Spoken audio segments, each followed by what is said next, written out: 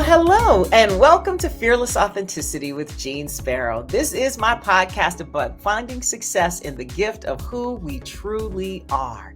These are the conversations I love to have with people who know what that looks and feels like. These are the people who are going to inspire us to find ways to use our unique gifts to make our passions come true, make our dreams come true, and serve the world in the way that we were created to. Now, as I always say, I hope it gets deep because that's where we find the good stuff, but don't ever get it twisted. This is about the fun of life too, because if it ain't fun, it ain't worth doing. So let's be brave, be free, be you together. Now, my guest today is an artiste, honey. She is a dancer, choreographer, and the artistic director of Deeply Rooted Dance Theater, which is a contemporary dance company based in Chicago, rooted in the traditions of American and African-American dance. She has traveled the world to perform, choreograph, and teach, having served on faculty at Chicago State University, Western Kentucky University, and currently on staff at Northwestern University. She has performed with Roberta, Flack, Jennifer Holliday, created numerous works ranging in style from performances for the Steve Harvey Show to moving ballets that find their inspiration in societal issues and speaking to universal human themes. It is always good to see her work, and it is an honor to talk to her. Nicole Clarke-Springer, welcome to the Fearless Authenticity Podcast, my love. Jeanne, thank you for having me. This is such an honor. It is an honor to have you. I feel like artists live fearless authenticity, y'all, because y'all choose to use your talents in a way that is absolutely undeniable, even when people may be telling you it's not the wise thing to do. So that's where I want to start with you, talking about how you came to your work. Like, when did you know that dance, choreography, and the world of movement was the thing for you? Was there like a moment where a light went on, and did you have to convince yourself or other people that this was the path that you needed to follow? Well, it's so ironic. My mom, and this is the tall tale that goes through the Clarke clan. I started dancing in the womb, she says, at a Billy Preston concert. Will it go round in circles? And she said there was a beat going on, and she looked at my aunt and it was like, do you believe this? So according to her, it was predestined. It was before I even got here. But I've always loved to move. I've loved the art. My aunt was a dancer. And so I come from a line of artists. But I think the clear moment for me was when I saw Alvin Ailey American Dance Theater. That'll do it. Was it Revelations that did it for you? It was Revelations that did it for me. And as a child, I remember sitting in that seat and thinking, whoa, I can do this for real, and this is what I want to do. And from that moment, my parents took me seriously, and they did everything they possibly could, to make it happen, to make classes happen and summer workshops happen and just expand my, not only, just my training, but my horizons and my belief in myself, and show me that it is all possible, decide. So it was amazing. But for me as a professional, I stumbled upon Deeply Rooted Dance Theater. I was actually headed to New York, and I tell this story all the time, to go train with Ailey. And that's when I was teaching at Chicago State. And a friend of mine was like, there's a company here that are having auditions.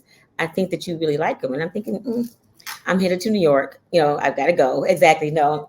And I recall being in a small dance studio at Truman College. And there stood this man in front of me, is 6'7", and his arms were reaching from one side of the room to the other. And I was covered in sweat, and the mirror was foggy. I couldn't see myself.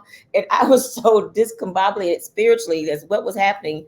And this voice said, just as clear as it can be, you're never leaving it. You're never leaving this side. And I knew then. I went home and told my mom, I'm not going to New York. I'm staying here. Now, she asked who was going to help pay her back for the money she gave me for an apartment.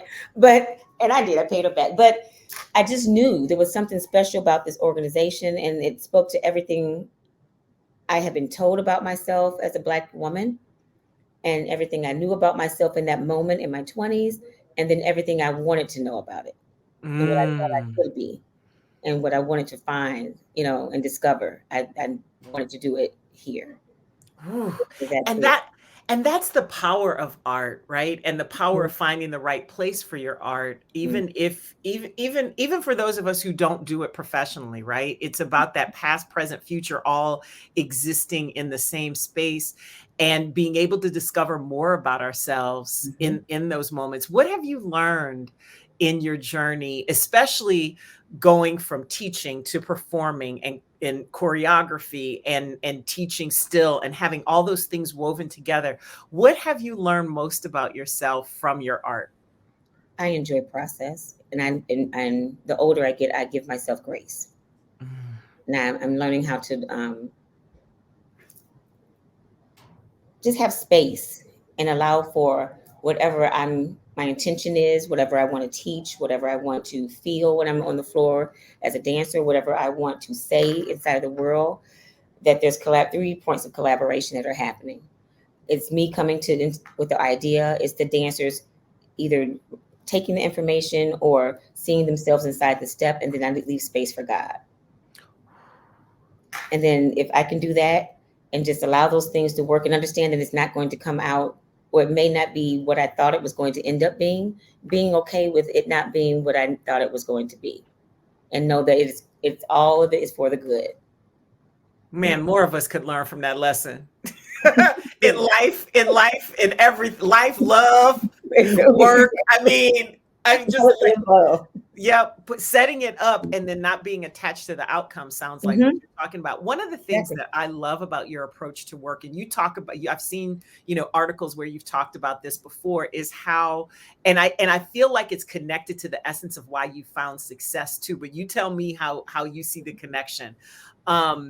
Where you are creating an environment where it's a conversation, right? It's not just you, even though I know in choreography, we talk about putting works on a company, putting works on those bodies.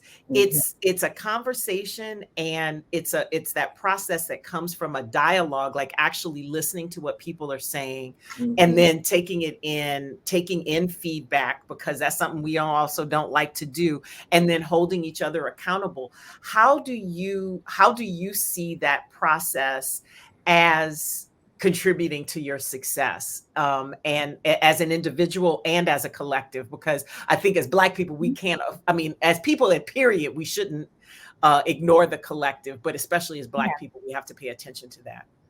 I think, and I've learned this over the years. I think that's where the success has come from, is that I'm open to learning and always trying to find ways to improve my process. I'm a communal person.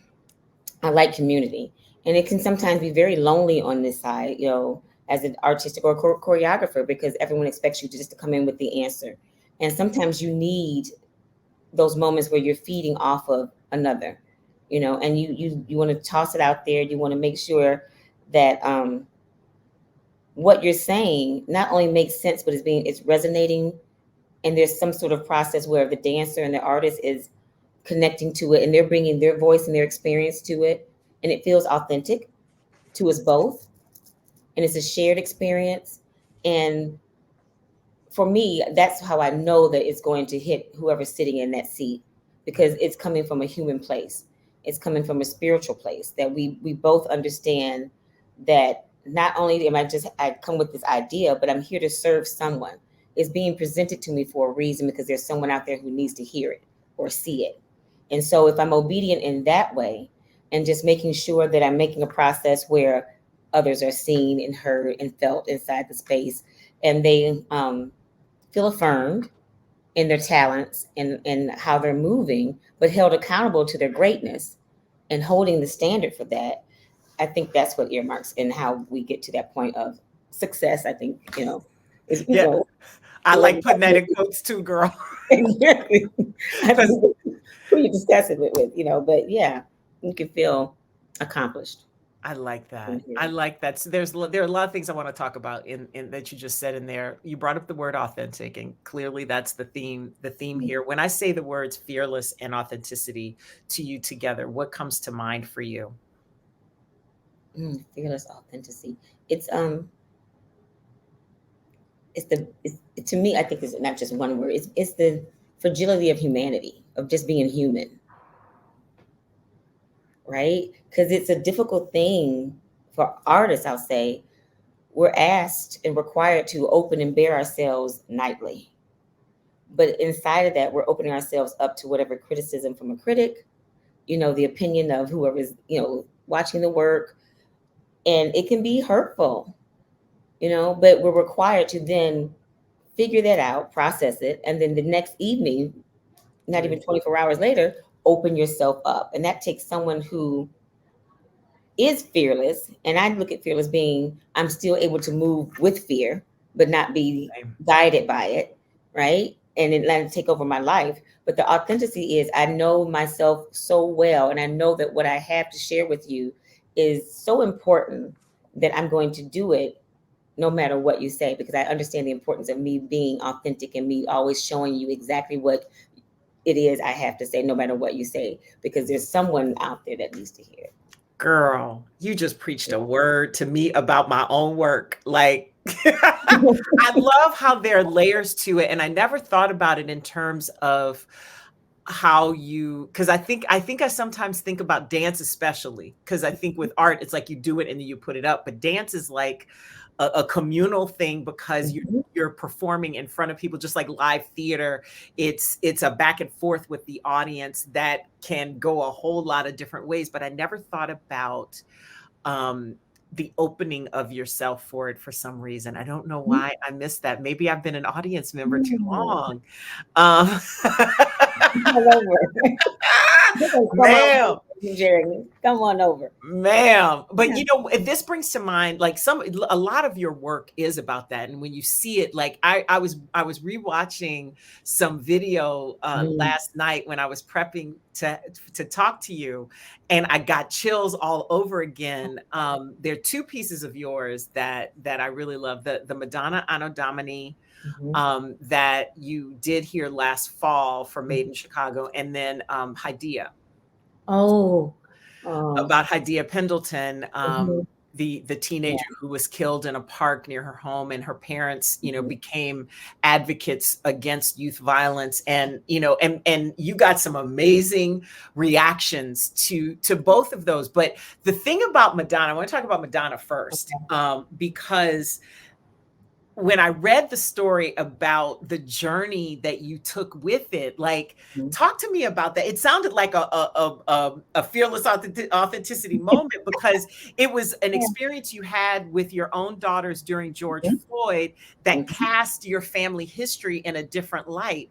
And then you decided to express it through that work. Can you talk to you share that story and talk about like that process for you? Yeah, no, thank you. My mom is from Birmingham, Alabama, and she grew up in a small town called Edgewater in a pink house. And I would listen to my grandmother and my family talk about, growing up there, and how my uncle would try to, sneak away to go to the marches. And he was young at that time. And my grandmother would be so angry, and she would punish him, and she would, chastise him and make him stay in. And I couldn't understand that, Jeanne. I kept looking at her like, didn't you know this was history? This was history in the making. This was something important. And I almost found myself judging her, and how could you not want him to be a part of this?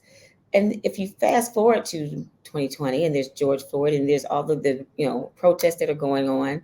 And I have been a mother who try to empower my girls to have their voice, and then speak for also those who cannot speak for themselves.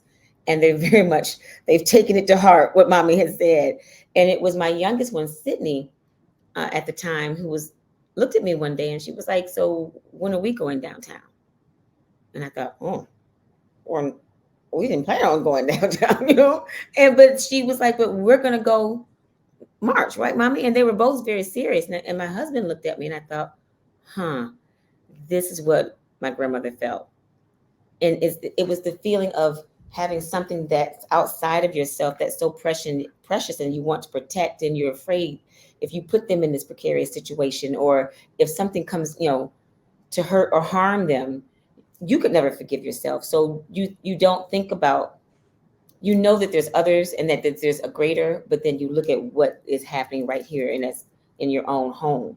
And so I thought about it and I said, Nick, but you've got to say something. You've got to say something because you know the history and you know those who came before you and what they dug. And so when you see the choreography and they're doing this, that's them digging and creating the path for those to come forward. You have to say something in this moment. So if it can't be in the way that you would have done in your 20s, sans kids, and responsibilities, you as an artist, you have a voice now. And so if you can't show them in this way, show them through your art what mommy has to offer and what she has to say. Right. And so that's when I decided, and I started the work with Madonna. Wow. And the thing that's so powerful, because I think for those of us of a certain age, looking at that, understanding that this wasn't necessarily our protest, but how do we participate and how do we overcome the fear? Because when you have things to lose, or you perceive that you have things to lose in a situation like that, but you also know what's already been lost, and that's the reason for the protest, you end up in this really interesting place that, like you have to go back to history and say, you know what, you had a point. And I probably should apologize, but I thought I knew everything. Exactly. But what's so interesting, I also found, and that's why I looked to the youth, and it was so empowered and even pushed even more to make this ballet, because it had to be them. I mean, if we think about, the marchers on the Pettus Bridge, those were babies. Yep. It wasn't my grandmother, in her, early 20s, late mid 30s or whatever. It was those were babies because they were fearless. If you think about when you're in your 16, 17, you don't think about, because you don't have anything to lose. You don't have anything. And you don't know fear in the same way. Exactly. You have a different idea of fear, and so I commend them and I thank them for going out and being in places that I could not be, but upholding it, and allowing me space and not judgment, but allowing me to create the way and have the voice and be in put something out in this time and space that I hope and I pray will withstand the test of time and be a marker, because I truly believe that that's what art is. We're the only, I really do. I think that artists are important because we're the only ones that you can go back 100 years and go, but this is what was happening in society today. This is what was happening in the culture and the temperature of the room. Art can do that for you. You can go back to this piece and say, okay, that was what's going on. Is there pressure that you put on yourself to capture those moments? Because I think a lot of times, you hear writers talk about, especially writers who are documenting things, documentarians, you hear them talking about that kinds of things. But when it comes to art, it's such an expression of yourself and the people that you work with, especially in a collaborative art form like dance. Do you put pressure on yourself to capture that moment in time the way you see it? Or like, what is that process like? Like, how do you see that expression? No, I don't feel that I feel pressure. I think if there's anything, and it's funny you use the word pressure, because when I start to choreograph or something comes to me, I can feel it in my back. Really? I know it sounds crazy, and no, I love this. It's like something pushing you. It does. It feels like there's this unction in my back, and I can feel okay, and I'll wait for it to come. And I see choreography like a movie, so it's in my head, and I can see it, and I just start to move. And the dancers know, they're like, she's not looking at us. She's she's watching the movie screen. But so if that's the pressure, it's something that's asking to be born and come. And if it's not for me to birth it, then I don't go that, but if it's there and I know then I have to figure it out and just kind of get it out and go, okay, this is what this is about. This is why I was led to read this book. I have another ballet about female genital mutilation that was based on the Alice Walker's Possessing the Secret of Joy. And that, I didn't even want to do the ballet. First of all, Jeanne, I was tired. I was like, I'm taking a break. I don't want to create anything. And the university, this opportunity came up, and I was kind of forced into this. And I'm like, okay, I've been reading this book, and I kept listening to Nina Simone's "Isn't It a Pity?"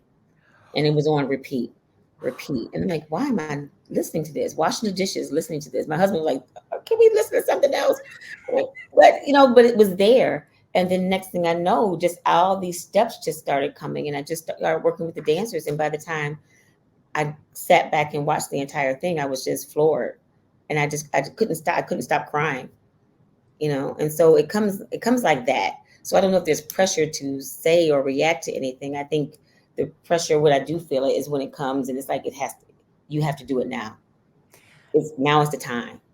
I think my mama used to call that still small voice, Mm, where mm, you hear, where when you hear something. And, and the thing that I think is so special about being an artist is that you are actually, part of your work is to listen to that, yeah.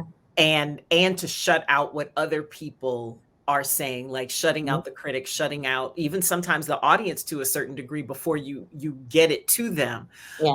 Whereas many of us that don't do art on a day-to-day basis, like, could learn from that, because we often give in to the voices that we hear that aren't that still small voice, the truth that is us. How do you think the average person who isn't an artist could tap into hearing that inspiration in their own life, that guiding light that tells us, because we all have stuff we're supposed to do here? What would be your advice, especially because you teach this to younger dancers and choreographers? I'm hoping you have something that the rest of us could use to tune into that.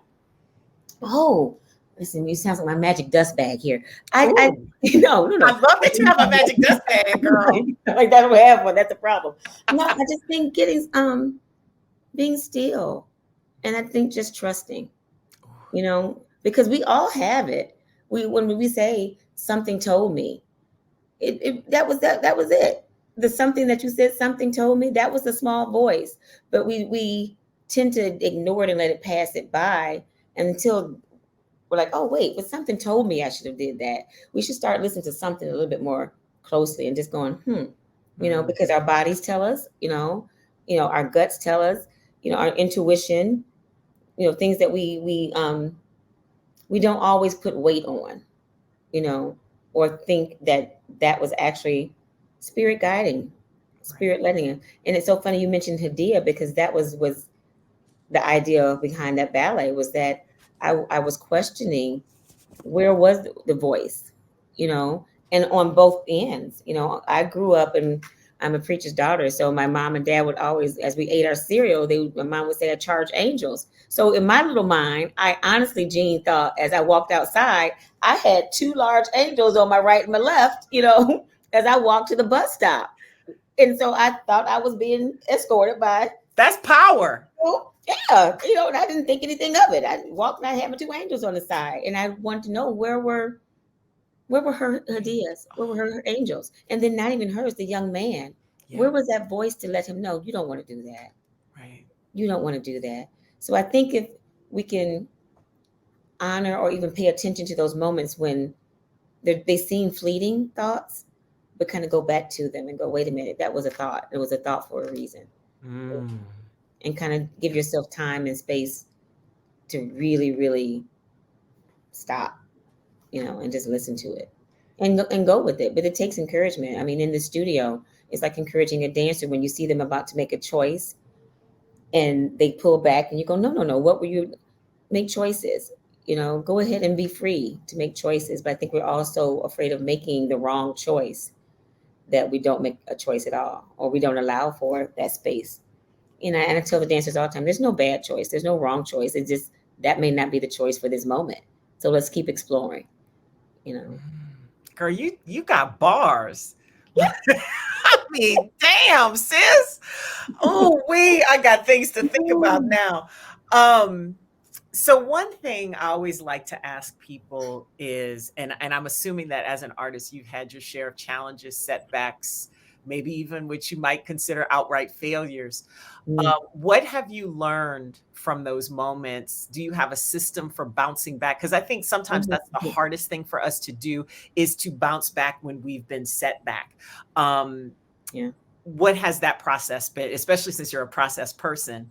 Mm. What is that process like for you, the bounce back? You know what's so funny? I was very hard on myself as a dancer.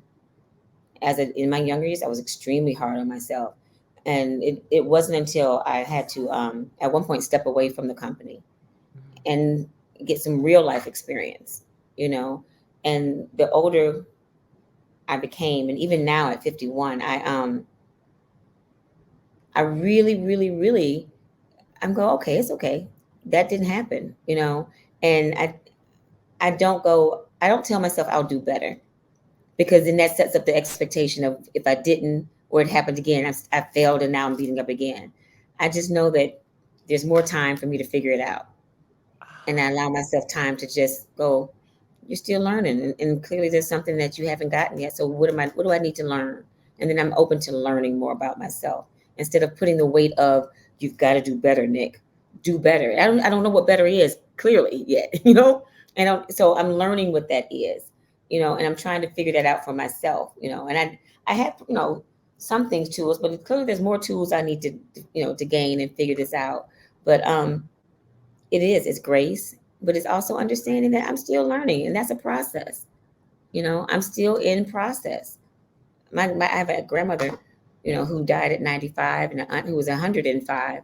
And so clearly I still have more. You got time. I got time. I have a lot more process, you know. And so the ups and downs and the things that I think we consider failures I look at them as learning curves now, and things that I can go back to and go, okay, Nick, you may not know what you want, but you know what you don't want. And that's what pushes me forward, you know.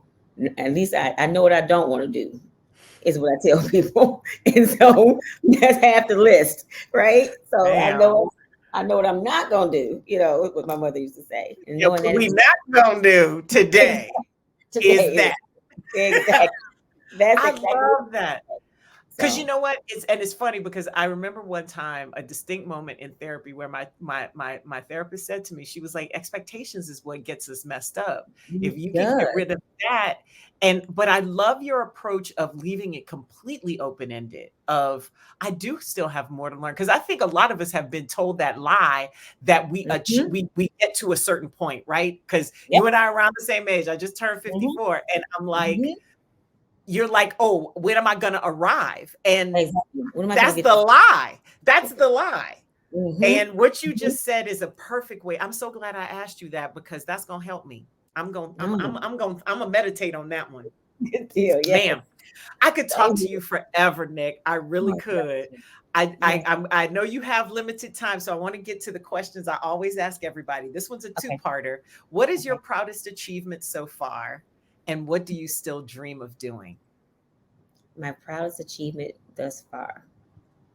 Oh, I don't want to sound corny when I say it, but I will say my daughters. Yes. Being able to be in this position. And so maybe that's twofold. Being able to lead this company, and then be the examples for my daughters, that the dreams that you've had for yourself, they change, you know, but you can live it. I wake up every day, Jeanne, and I think, someone is paying me to do this. Yes. Someone is paying me to do this. Yes. And then I want to do it well, because I'm proud of the two young ladies that I have in the world, and I'm proud to be their mother. And I want to be the best version of myself, but showing them, again, going back to that, mama's not perfect, you know? So I think when I show them how to live and be human, you know, I'm doing the best thing I can be. So I'm proud of being the leader inside of Deeply Rooted Dance Theaters, but more importantly, being an example for my daughters. Oh, I love that. And you guys have a lot of stuff going on, about to open this big center, great ground for the big center on the South Side. So I know, wrapped into what do you still dream of doing, also tell me what you are doing and what's coming up for Deeply Rooted as well. What's coming up for Deeply Rooted? We are in the middle of a capital campaign for the Deeply Rooted Dance Center. It's going to be located on the Washington Park area on the south side of Chicago. State-of-the-art facility with 5 studios. Yes. Yes, 5 studios. And it will not only be a home for Deeply Rooted, but a home for other dance companies and dance artists, but the Black community. It's something when you can see your spaces and self in spaces where no one else saw you in, or thought that you could, you should or be in, or have the right to stay in. Representation is key. You have to see yourself moving and doing, the thing that you say you want to do. And for Deeply Rooted to be that example and have a home where people can do just that, they can come in and see the professional company dance and rehearse, but then they can also see themselves right across in their reflection doing the same thing that they saw across the hall, and be in community with other artists is key. And I think my dream for myself is to just keep allowing people and providing space for individuals to grow and try to be the best that they can be, or stay on that journey. Because again, like we said, there is no end to it, but just provide the space for people to take the journey. And that's what you're doing. Like, you are quite literally living what you still dream of doing. Like, you're in the process of building and taking that to the next level. Mm-hmm. That is beautiful, girl. Beautiful. My final question, how I like to end every Fearless Authenticity conversation is, when do you feel like you are at your best, truest, most authentic expression of you? In the studio. Mm-hmm. It is. I have to say, when I'm in the studio and the music is loud and we're all sweating, and you just feel, that's when I feel, I think, my closest to God. I don't have to choked up for that. I'm sorry. That. I did. I think that's when I feel my highest self. Right. And my highest being. It's when I'm in my art. Thank you for sharing that with us. No, thank you. Thank you for sharing that art with us and for giving us that inspiration and that wisdom, because without our artists, man, I don't know if we really know what fearless authenticity is. Like, you taught me some stuff about my own work today. That's what I love about these conversations. It's like when you ask somebody a question and they give you an answer, you're like, wait a minute, hold up. I needed to learn that.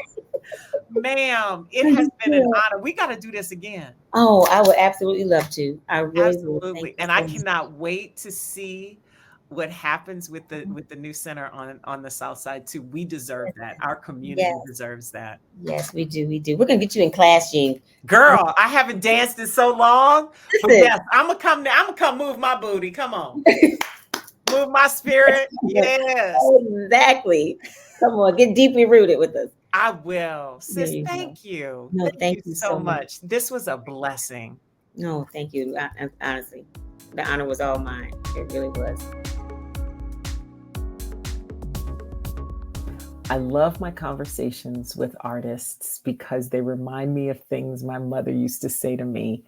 And it further reinforces for me the idea that participating in the arts, no matter what art it is and at what level we participate, helps us get in touch with the things that make us successful and make us do other things that we do well, even better. And I feel like this conversation was just another one of those moments. So here are some of my highlights. One of the biggest takeaways I had from this is collaboration, how to approach it in a way that makes it successful. I loved how Nicole talked about these 3 points of collaboration: her presenting an idea, the dancers taking that information and then putting themselves in it, and then how she leaves space for God, leave space to let go, allowing whatever's going to happen in the exchange to go forward, and understanding, and I think this is the key, understanding that it may not be what you originally thought it was going to be, but it's going to be fine anyway, and maybe even better. And then it becomes this positive experience for everybody, authentic to everybody involved. And it's something we end up sharing. And I think that's something that happens a lot of times in collaboration, is that we don't feel like we all share in the end product, but that is what what it should feel like at the end of the day, no matter what we're doing it for, whether it's personal or professional. I love that her success, she feels, comes from being open to learning and trying to improve her process, being obedient. I love that word in this context because it's being obedient to that learning process, to a process that creates something. And it also creates and holds space for other people to be seen, to be heard, to be felt, and the accountability piece of it all. When you hold people accountable to what they're able to do, holding a standard for them to reach, it becomes much less forced when you think about it that way. And we end up rising to the occasion. And her perspective on authenticity touched my heart. The importance of needing to share what we have to share because there is somebody out there that needs it beyond us. And part of that too is what she talked about toward the end, trusting our bodies and the fact that our intuition often speaks to us through our bodies. Like if our, stomachs hurt or if we get headaches, like these are themes that come up in all of these episodes.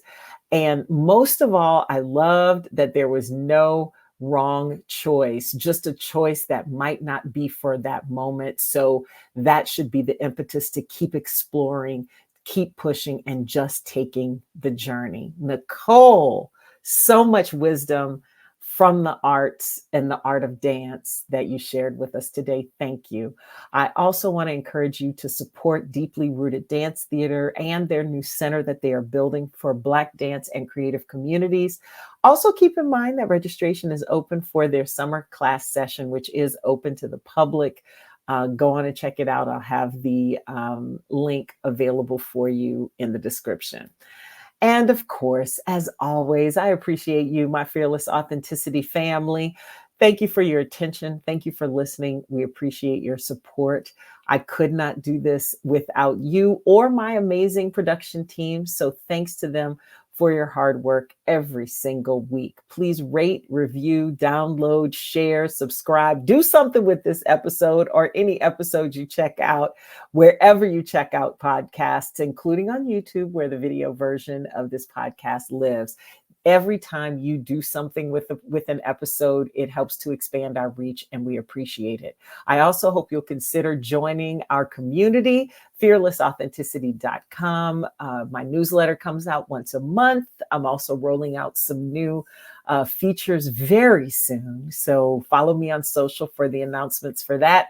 At Ms. Jeanne Sparrow is where you find me on Facebook, on TikTok, and on YouTube, and at JM Sparrow on Instagram and X/Twitter. It's so hard for me to say that one. This has been Fearless Authenticity with Jeanne Sparrow. Thanks again for listening, and we'll see you soon.